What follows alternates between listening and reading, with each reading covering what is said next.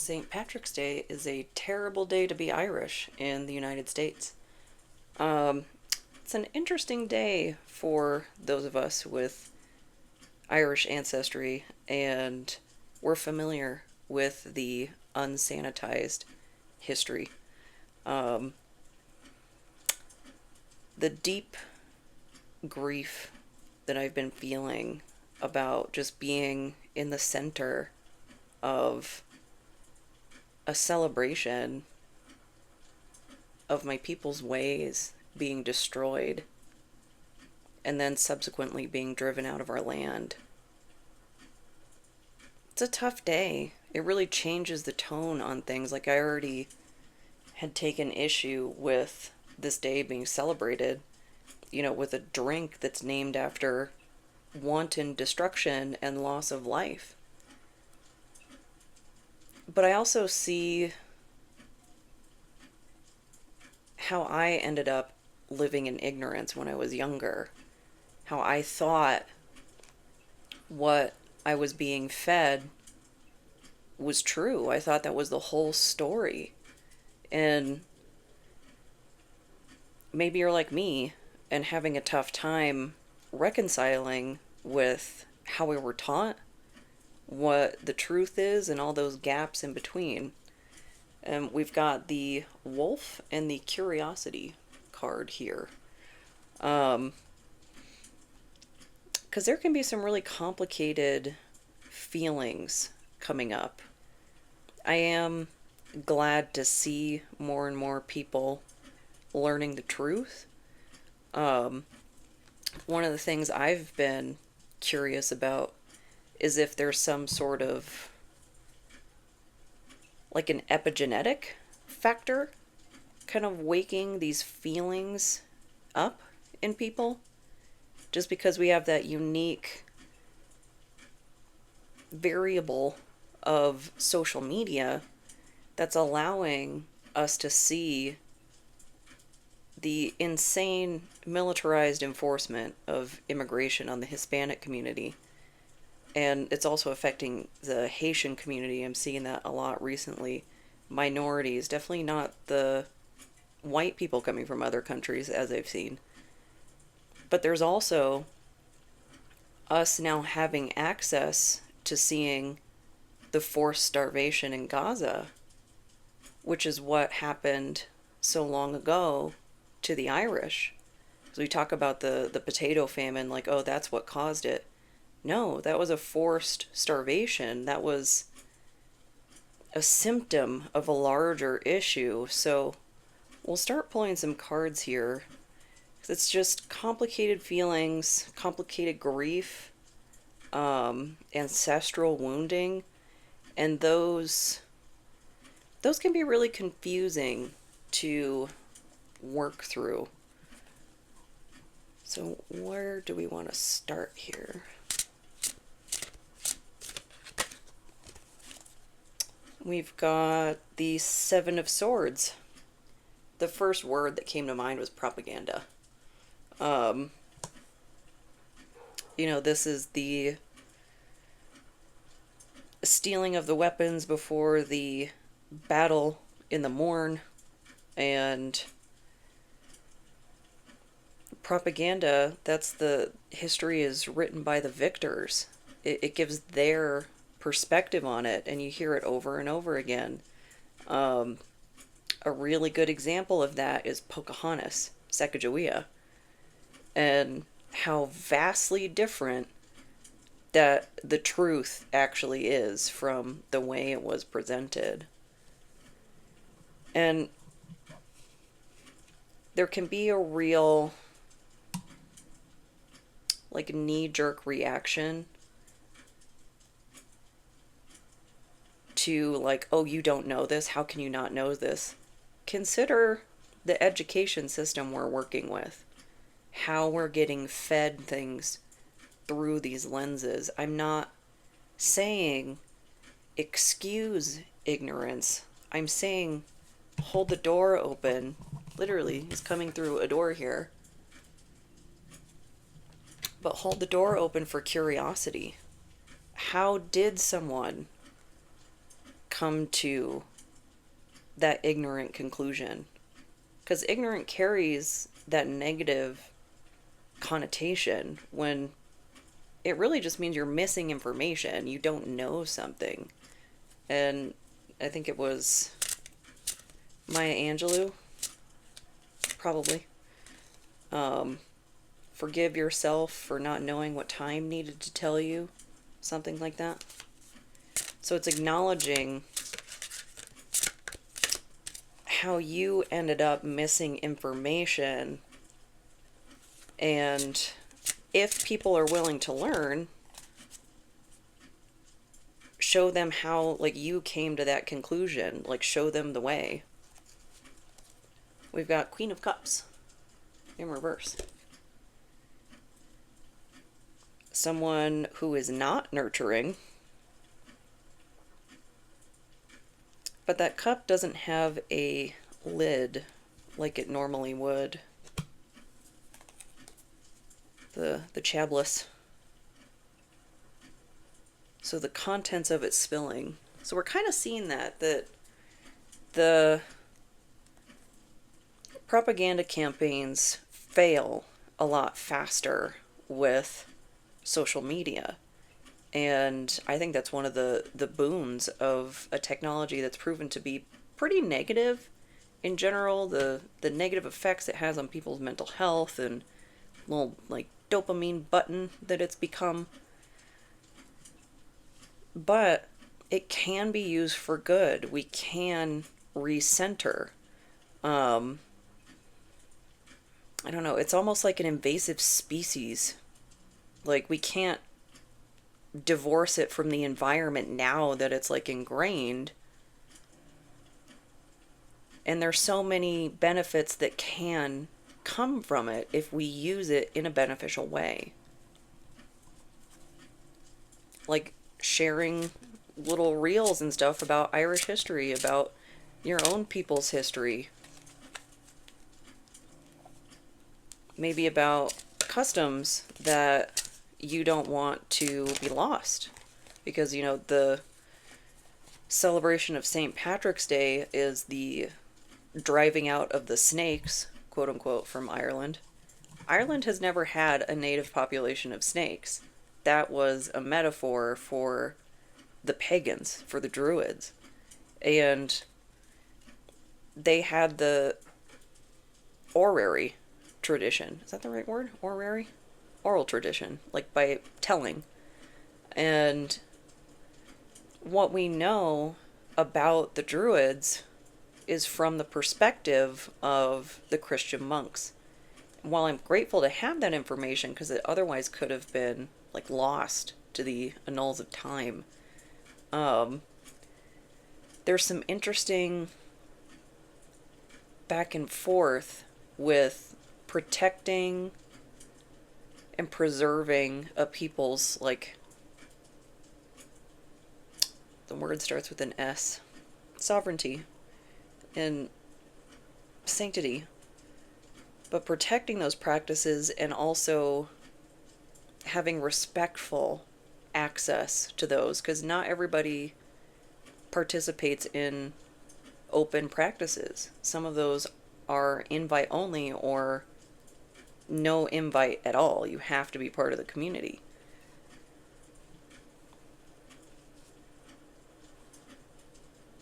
But the more people that share things that get passed down generation to generation, good or bad, the more we learn. We've got Judgment in reverse, the High Priestess, and Queen of Pentacles. The last two are upright. Approaching things with non-judgment, especially when it comes to the knowledge of someone else's customs, or even, like, infighting within a group, like Irish descendants and people who are Irish now, like they're living in Ireland. There can be a lot of tension between the ignorant, arrogant American descendant that's just claiming to be Irish, and rightfully so. I think maybe there's a gap in an understanding for how we get left behind by the education system, by how surface level and how brief these things get presented to us. And we must remember too, America is the center of the universe. So everything is coming from that perspective, and well-meaning people can get completely lost in that type of system, myself included, because I was caught up in that education system and a family system that didn't want to dive deeper into issues that would squelch, my curiosity, my anger about these things. And so it took me up into adulthood, like practically middle age, like I'm coming up on 40, to get past those like barriers to entry to getting to the not sanitized version. So I don't know. And definitely understanding too, if like people say this is a closed practice, like white sage is a closed practice, but I see a lot of people who are not native and they are using it. I don't know if they know. I don't know if they don't know. But if they know and then just like carried on, like, oh, well, I can use this anyway. I don't have respect for that. And do you need a reason to not use something that's going to be painfully over-farmed anyway? But that kind of brings me back to the potato blight. So the background to that is that when the British came in, the Irish were the prototype for British colonies. We were the first. And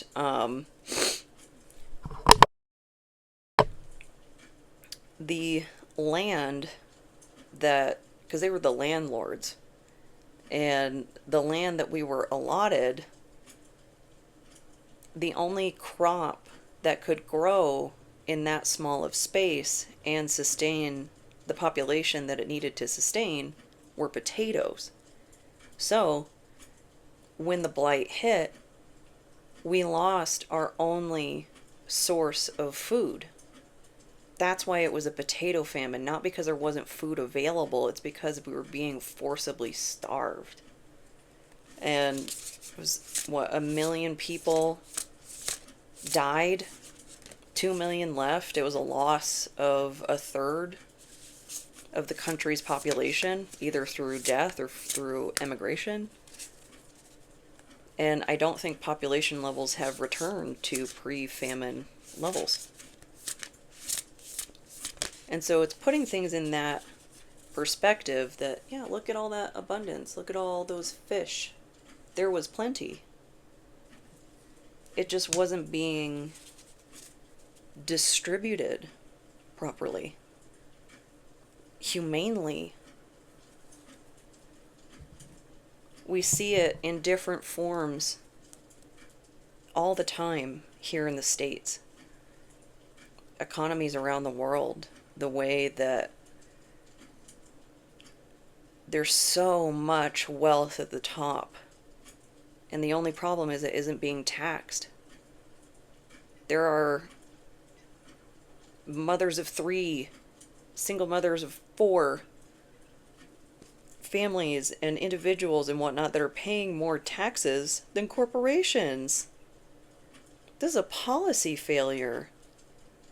And it's just going on and on and on. And I don't know how to shift the tide. I mean, obviously for all of us to live in a socialist utopia, like the inside of my head, but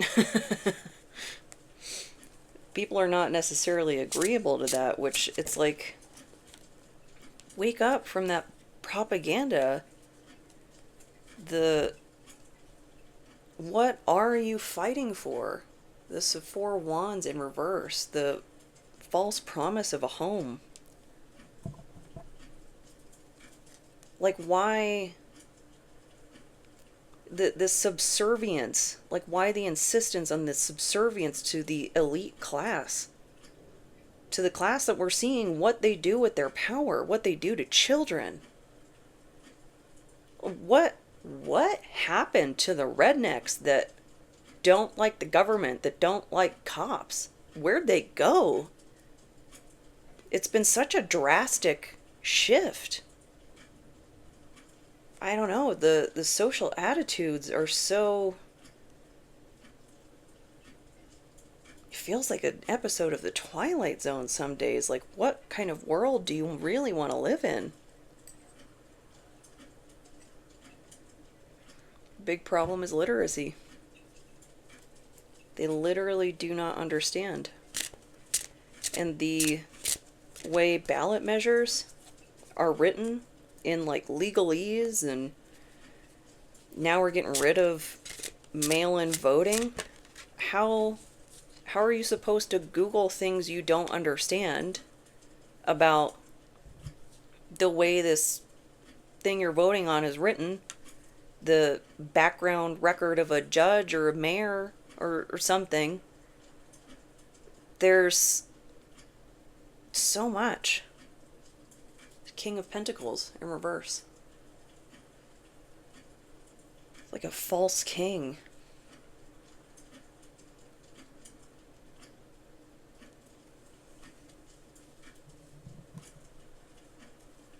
There's a quote trying to emerge. I can't quite get to it.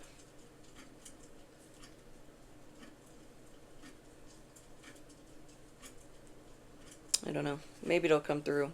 But that's really what I see with that, is the false king. The, like, let them eat cake, you know? Why aren't these peasants just eating what they have? Because they have nothing. Like, they're so out of touch. And I don't know. I don't know what we are to do. Because of all this heartbreak. Three of Swords. That might mean strategy, though. Because the Three of Swords can mean mind over heart. Putting your emotions aside to concentrate on the mind. To concentrate on how to move forward. Because, I mean, yes, we are being consistently failed by the people that are holding power.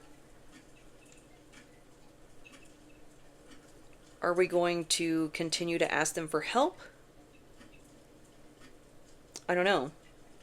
I like the... Was it the Chicago? The Illinois candidate? The progressive? I think last time I saw she was leading the race. So, mayoral or governor? I don't know. I can't remember. But it was more local. It was one of the more local elections. So, we might have to, we being the millennials, Gen Xers and such, become the reluctant leaders. I know we're tired. I know we're exhausted. But we're never going to get younger candidates into office if we don't step up. If we don't step to that plate and run. I'm not saying we're going to win every time. It's going to be the, like, World War Z. We're going to have to clamber on top of each other to try and make progress. But if we want things to change, we need some of those positions. So getting involved in local politics. And I think people really underplay,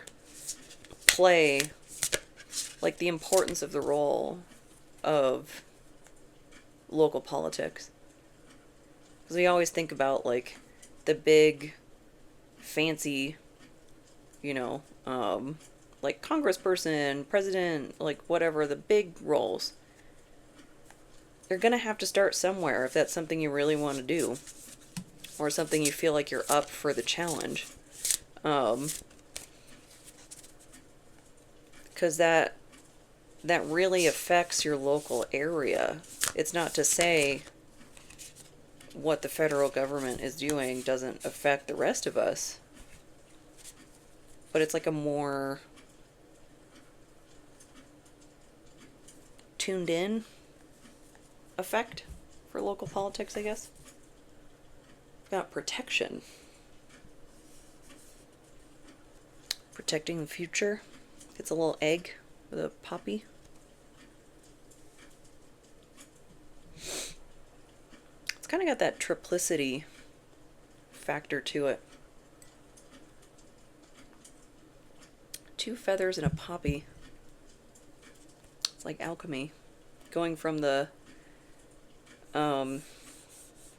blackening all the way to the reddening through all 4 stages of alchemy.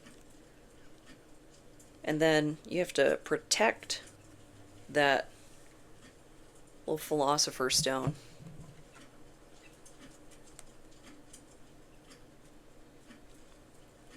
Could be protecting the knowledge of your customs, the knowledge of your ways. And even just your personal history and how all these things have affected you. Because if you've been on the channel for any amount of time, you know that the Morrígan is my patron. I met her through a near-death experience. And part of me wonders if she was lurking somewhere like deep in the recesses of my collective unconscious, of my slice of that, of my cultural identity, my ethnic identity. Because I have a really complicated relationship with Catholicism. And, I mean, St. Patrick actually was not Catholic. That came later. But the role that the church that had an influence on my family and whatnot was not always positive. Actually, I would say it's mostly negative. And it took me processing a lot of religious trauma to even start revisiting some of the things that I thought about, read about in the Bible, and just seeing it through a new lens. It didn't change my position on things, but it kind of helped me see like my lineage in a different way. And I think a lot of us Irish descendants specifically, and probably a lot of other people too, have a really complicated relationship with religion. Because we have to watch the celebrations of the snakes being driven out, the druids. And the old ways aren't necessarily as accepted. I'm starting to see a much larger space for it than when I inadvertently went back into the broom closet when I was younger. But there's still a ways to go. We've got the 7 of Pentacles. Yeah, some patience. It's going to be required. But then we've got the 8 of Swords in reverse. That's the, relieving of that blindfold that's been keeping you trapped, that ignorance. Taking it off. And seeing... Because you see how loose the little ribbons are? That's an important feature of this card, of how easy it would be, if you could just see from the outside perspective to, wriggle your way free if you were in that first person position.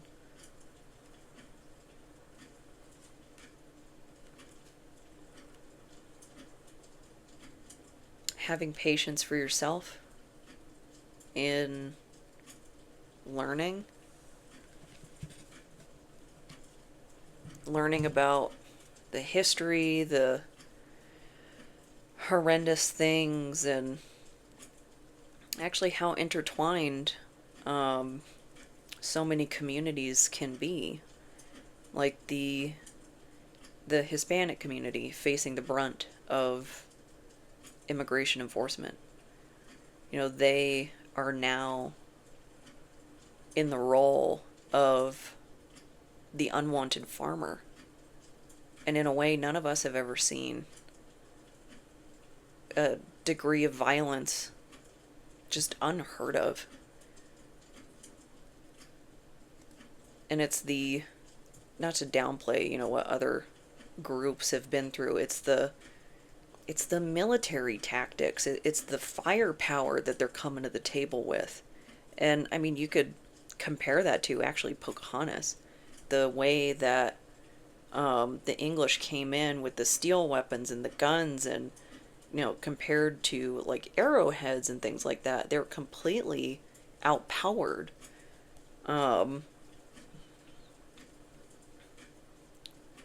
But we didn't have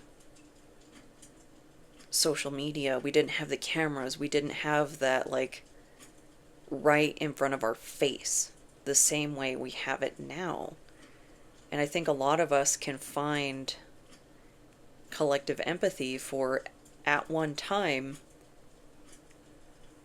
we were the unwanted farmer. So if it's not the Hispanic community, it was the Italians. And then it was the Chinese. It was the Irish. Help wanted, no Irish need apply. We have to protect each other.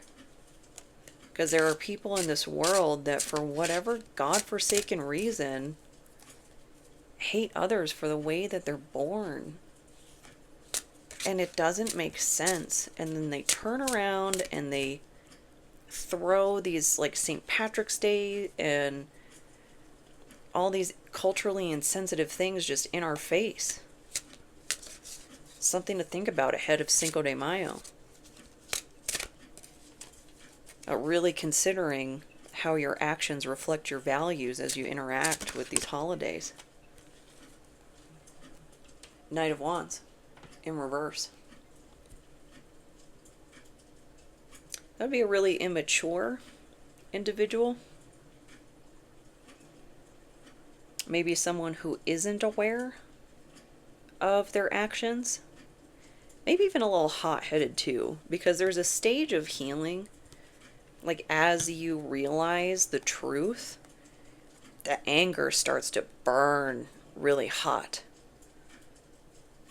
And then you add that to what we're seeing ICE do, what we're seeing in Gaza, and it starts to like burn and burn and burn. And we have to find some way to orient to the lighthouse in the storm. Because, you know, what kind of world do we want to live in? If there is an excuse to seize more power, that will be done. As the candle, like, that was a really big flicker. And it's not to say, like, don't take up some form of resistance. It's really being clear about what you're trying to accomplish and then bridging that gap. Is it local politics? Is that what you want to do? Is it community support, like the support networks for when they might be struggling to get out to the grocery store? You know, probably terrified right now to leave their homes. Do you have neighbors that you can offer to help? Or just like, that might be a hard approach if you don't know each other very well. I don't know. It's kind of like, if you build it, they will come. Like, I don't know. And commitment. Commit to your change. And they're trading blueberries, it looks like, as we talk about community support. think there's another term for that, but my brain is braining. I don't know. If you offer to help somebody in need, you have to see it through. Because I'm just speaking from the position of somebody who's lived with extensive trauma. Composure does not equal somebody being okay. They might be doing everything in their power to hold it together, to not completely break down and burst into tears at the thought of maybe being able to get help with fresh food or something. Because what if they're in a position where they've only been able to go to like a gas station or something? All that sodium, all that ultra processed stuff, like the thought of real food can make someone weep. And I really think we are not entitled to like inquiring why someone needs help. Like, it's one thing if you're applying for like government benefits and there's like a finite budget and we have to be able to justify it. Gets weird, but just in like a community support, like if you put together a food cabinet or something,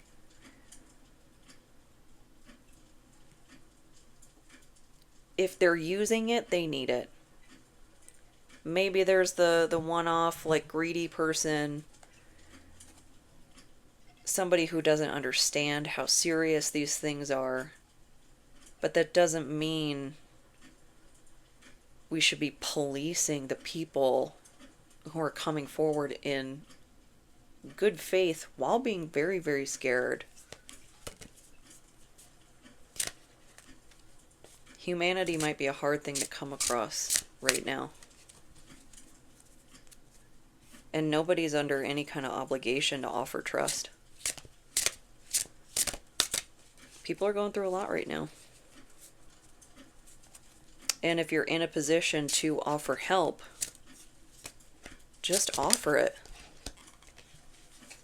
Like, trust that they need it, like if they're coming forward. We've got, was that the Six?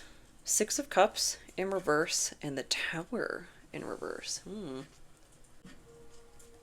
Pardon the interruption there. Forgot about that alarm. But the Tower in reverse, that almost took that thought away from me. A clock tower was really prevalent during my near-death experience. Oh, and I'm zoomed in again. Why this firmware update? Ooh. But that was really prominent in that experience. I still haven't quite made sense of that, because I saw the clock tower, and the only thing she said to me during that was tick tock, like longer than the clock in the background here, like a longer pause, and she repeated it 3 times.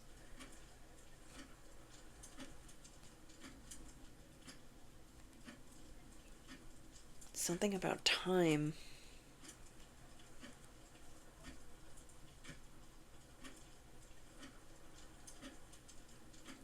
I don't know if it's like,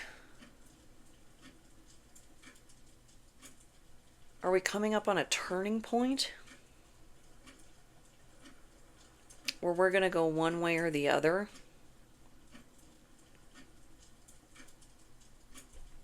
Because that Six of Cups, that's the nostalgia card, the soulmate card.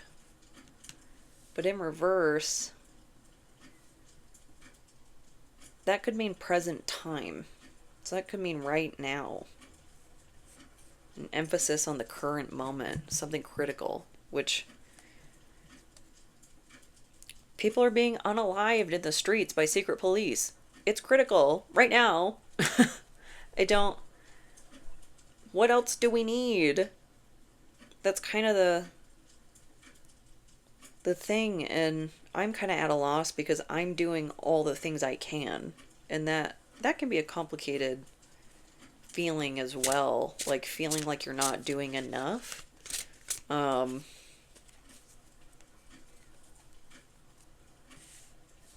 that could be another reference of that commitment. Because you've got the commitment of maintaining the minutia of day-to-day life. But there's also all these problems, and like the minutia of day-to-day life is a contributing factor to where we are. And it's really like everything's so layered and intertwined, and because that minutia, it keeps our bandwidth, like our mental bandwidth, occupied. And trying to chase the almighty dollar to just pay our bills. Like, it's not even to gain wealth at this point. It's to try and keep up with the spinning wheels of our life.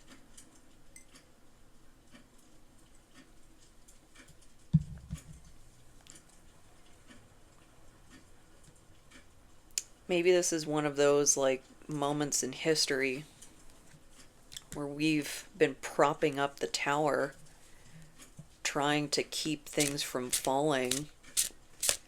And so it's causing more and more pain because we're not prepared to face the fact that what we're doing isn't working. The world, yeah, time to close the cycle. I don't know what that means in the macro view.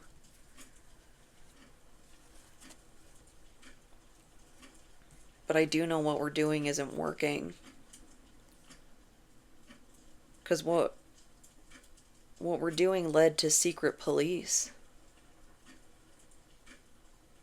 It led to food deserts, which I'd bet my bottom dollar the people that are living in food deserts in the United States are primarily black.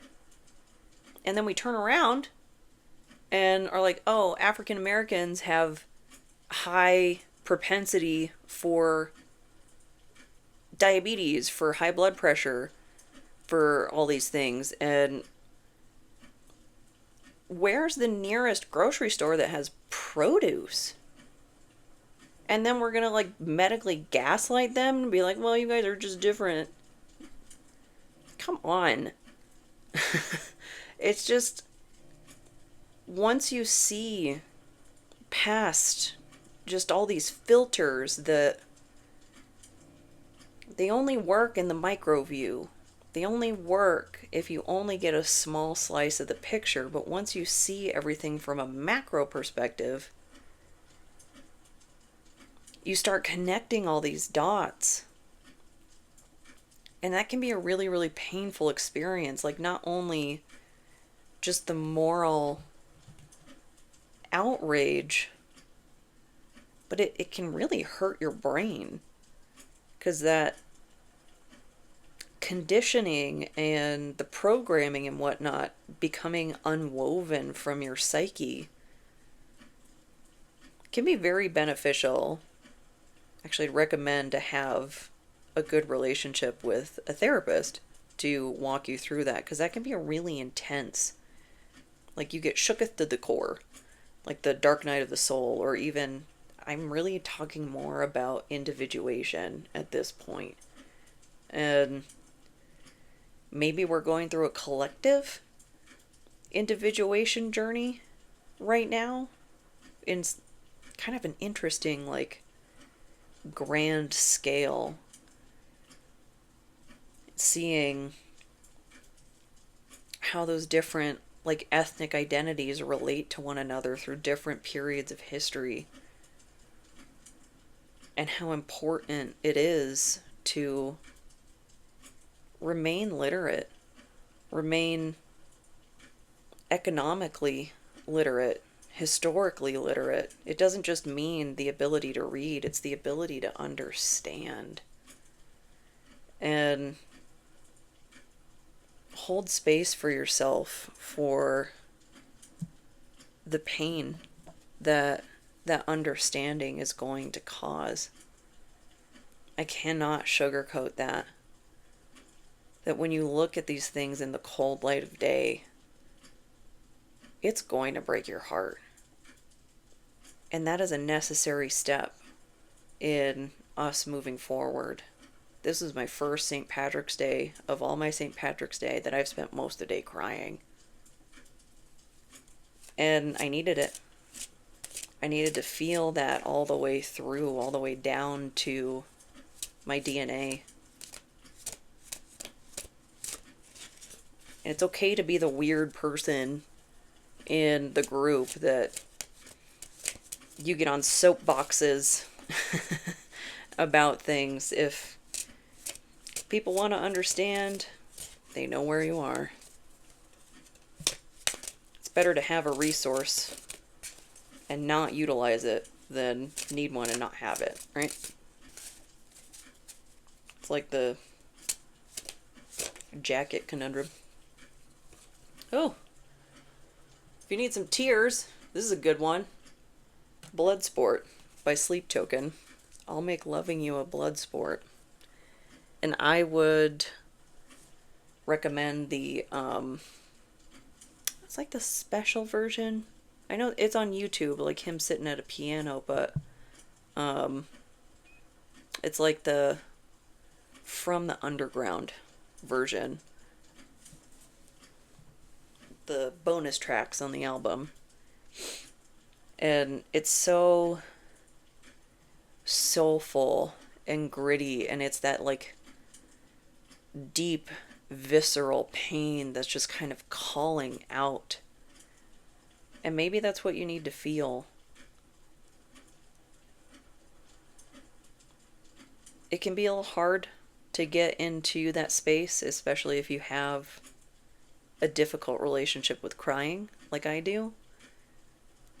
So sometimes when it does finally come out, there's a lot. So be kind to yourself. Be the judgment card in reverse. Don't judge yourself for finally being able to access these wounds and feel something about it. And take your time. Tomorrow's another day. But overall, I hope this helps. I hope this resonates, and if it doesn't, I hope the next one does. Thank you so much.